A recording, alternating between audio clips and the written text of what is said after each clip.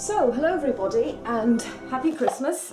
Today I want to show you what I got for my Christmas, and no, it's not Descent Journeys in the Dark first edition. I've had this game for a very long time and it's sat pretty much unplayed in my attic because I kind of never got into it, and then it was replaced by second edition, and second edition comes with 3 solo adventures, so I migrated, and I had completely forgotten about this until I found out that there is a conversion kit, and that's what I got for my Christmas. I got myself, or I asked for a conversion kit from Santa.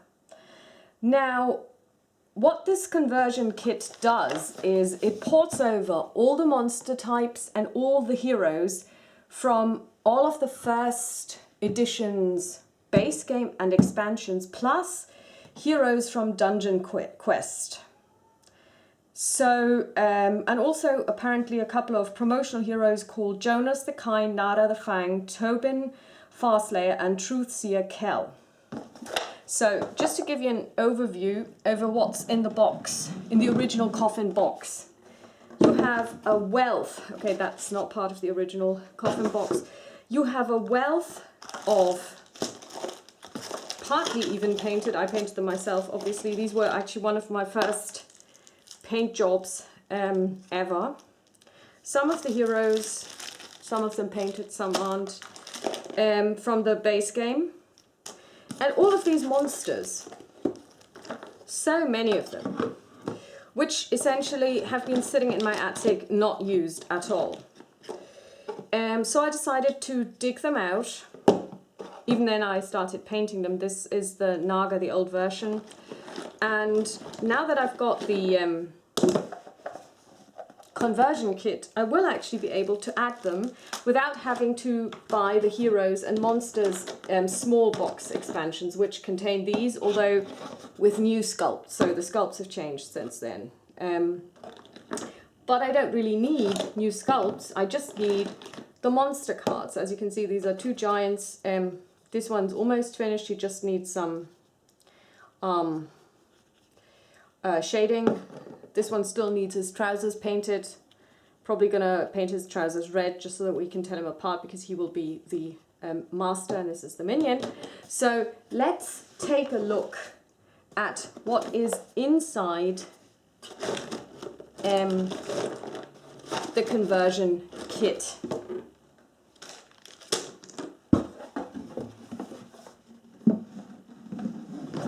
And by the way, I'm going to migrate all of the stuff from the second edition into this much lovelier box, because this box, it is a lot wider, of course, it's one of the coffin boxes, but it is also a lot more beautiful. I really like the image much better. So, let's see what we've got. And as you can see, I have already looked at the contents, I've taken them out of their bag. So first you get a piece of information. I'm just going to zoom in here. It's an information card that explains to you what the conversion kit does. There are different icons for the different expansions and the base game. You also have these cards, the small ones, they are like the reanimate, they are for the, what you call them? The companions. So you've got Sky, which is a hawk, Pico, which looks like, which is a little bit of a, I don't know, raccoon from Ronan of the Wild, and then Bright Blaze, that's a little dragon lizard thingy. So you have those cards and their abilities, just like the reanimate George from the base game second edition. Here we've got all of the monsters with all of their new stats. So I've separated them out according to which ones are in the base game and which ones I've got. So we've got the Bane Spider. You only actually need 2 and 1, so you have plenty more in the box, so I will only need to paint 3. We've got the Beastman. You only have 3 and 1. I don't know how many there are in the base game. You've got the Crypt Dragon, which is also the big dragon on the box. 2, a minion and a master. The Giants, we saw them earlier. The Hellhound. The Manticore. The Naga. The Ogre. The Razor Wing. You only need 4 of those. I think there are more in the base game. The Skeleton Archers. There's 4 in 1. There is definitely more in the base game. And I used to use the Skeleton Archer model for my Reanimate. Apparently the Sorcerer is in there as well. I can't recall seeing him, but he must be there. And the Demon Lord is also in there. I can't recall seeing it, but you know, since they say it's in there, it's in there. So I suppose that's 1, 2, 3, 4, 5, 6, 7, 8, 9, 10, 11, 12 new monsters. And all the rest, like the Blood Aid, the Wendigo, and so on and so forth. Now, I don't have models for these, but somebody was so nice as to create standees with a relevant footprint, and you can download them from Board Game Geek and print them off, so you would have standees instead of models. I'm definitely going to do this, because I'm not going to start buying all the Heroes and Monster expansions, because all they would give me would be the models, which would be nice, but then again, even more that I need to paint, and the cards. And here are the cards now. So you will know a lot of these because you can find them in the Runebound universe, at least in 2nd edition. I'm not so sure about which ones are available in 3rd, because like I said, I'm not interested in 3rd edition at all.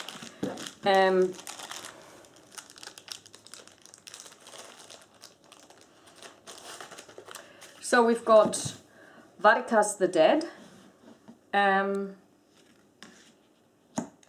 Trenlo the Strong, Talia, Steelhorns, Sir Valadir, One Fist, Nara the Fang, Nanok of the Blade, Mordrog, Lord Hawthorne, Laughing Boldar, Krutzbeck, he's a dwarf, Karnon, he's a thing, Hugo the Glorious, Eliam, Corbin, there are plenty I've never heard of before, Vyra the Falconer, so he's the one with Sky, Tobin Farslayer, Tetheris, Tatiana, Silhouette, Ronan of the Wild, Red Scorpion, Lindell, Laurel of Bloodwood, she's also on the cover of this box, Kurgar, Greycare, Bogdan the Shadow, Arvel Woodwalker, Zyla, Truthseer Kell, Shiva, Astara, Master Thorn, Mad Karthos, Lissa, Landrek the Wise, Chalara, she's the one with Bright Blaze the Lizard, Jaes the Exile, Elder Mok, Salah, Okaluk and Rakash, Jonas the Kind, Isfa, Brother Glur, Brother Gerin, Aurim, and Andira Runehand. Now, I only looked at Andira really in detail, but she has a really awesome ability. Well, first of all, she's really strong. She's got 12 strength, which is a lot for a disciple. And she has a really interesting hero ability, which in my opinion makes her really overpowered. She's got 12 health, which is just as much as Sindrael, who is a fighter. And each time she suffers 1 or more wounds from an adjacent model, that model suffers 1 wound. So you attack her and are successful, you take a wound. Now that is really, I mean, she is really powerful. To me, she seems overpowered just looking at this. It's going to be interesting to see how she plays, because she is a disciple, so she would be, she could, for example, be your healer, you know, so she's a very strong character, so I'm definitely going to try her out.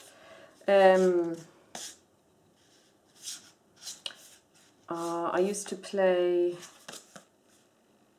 I think Salar is in Runebound. Is he in the Egyptian one? Chalara.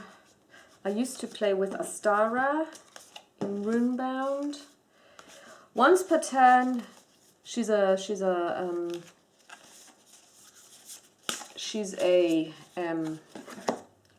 necromancer, geomancer, magician. Once per turn, you may spend 1 movement point to choose a hero within 3 spaces of you and move to an empty space adjacent to that hero. Okay. And she can push monsters once as her heroic feat. Okay, that's, well, she's not such a strong candidate.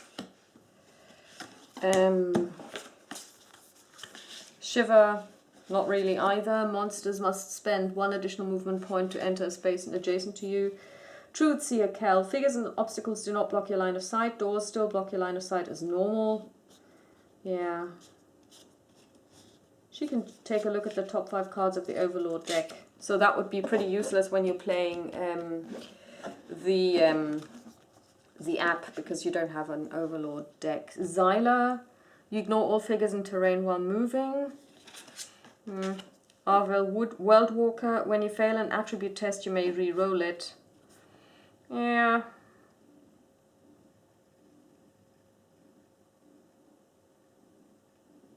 Okay.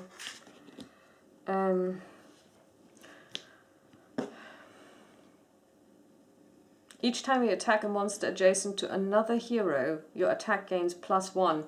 Borgrand the Shadow. That's a very interesting ability. I'm going to put him to the side.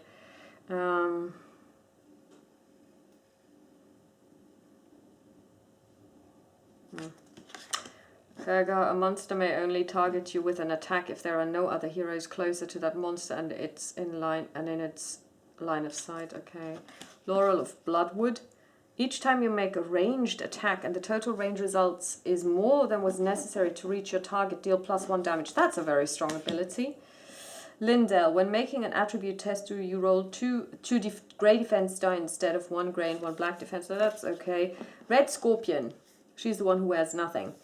At the end of your turn, you may suffer 1 fatigue to recover 1 heart, or suffer 1 heart to recover 1 fatigue.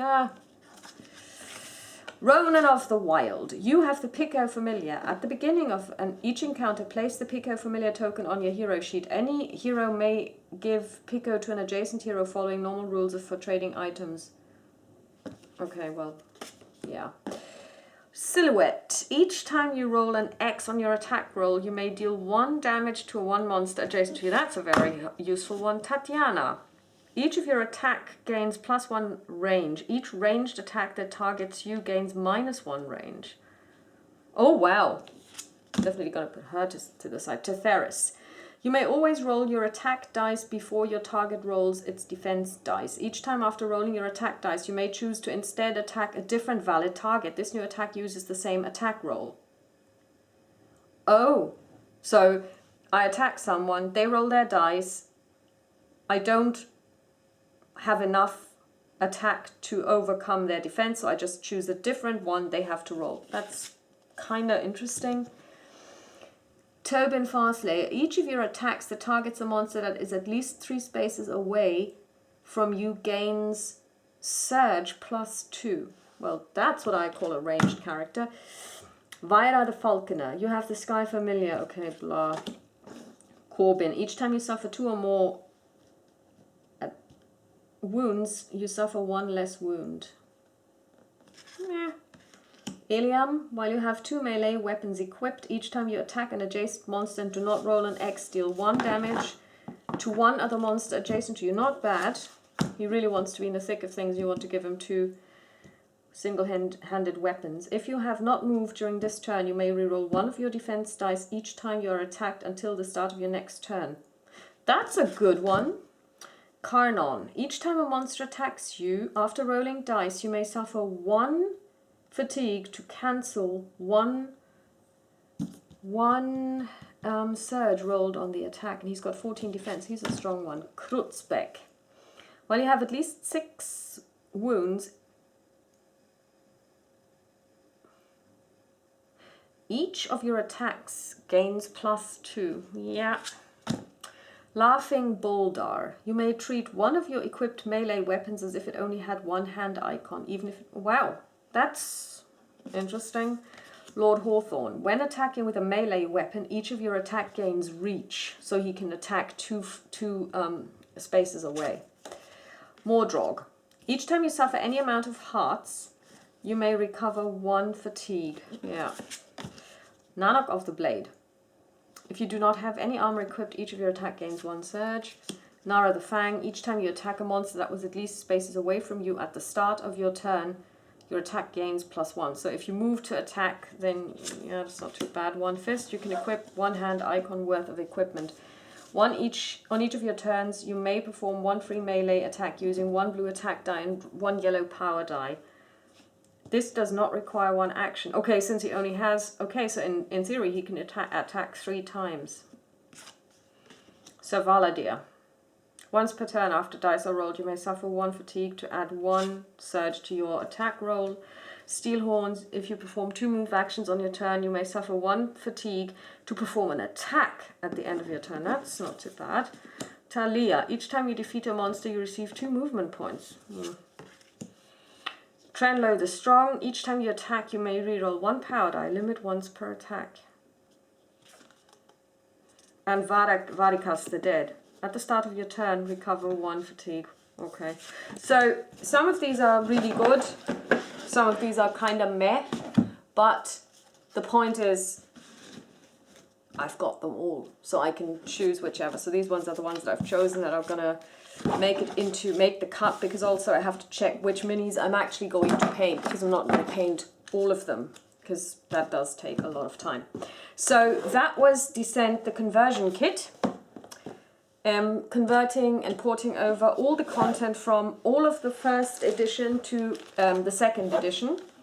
And like I said, I guess you could just get this box and then just download the standees from Board Game Geek to unlock all of the contents for about, I don't know, maybe 25 or so pounds, which is a lot less than if you were to pay for all of the hero and monster box sets which are out there, which of course do give you the additional models if you like those, but also obviously give you the new sculpts, because the sculpts have changed significantly. Some say that the new sculpts are lovelier. I'm not really sure. I mean, I saw the new Razor Wings, and I think that they are a lot more easy to play, because these Razor Wings in the original one have the problem that their wings are so close to the ground that they actually cannot sit next to each other. So their sculpts have improved. I have to admit that, for example, the sculpts for the Naga, although they are very different, are, in my opinion, not better. I don't like them as much as I like the old Naga. But of course that's taste, and there's no accounting for taste. But there you have it. That was the Descent Journeys in the Dark 2nd Edition conversion kit. I wish you all a happy Christmas, and I hope that if you're a gamer and you were hoping for a game or 5 to come to your Christmas tree, you got some. Talk to you soon. Bye-bye.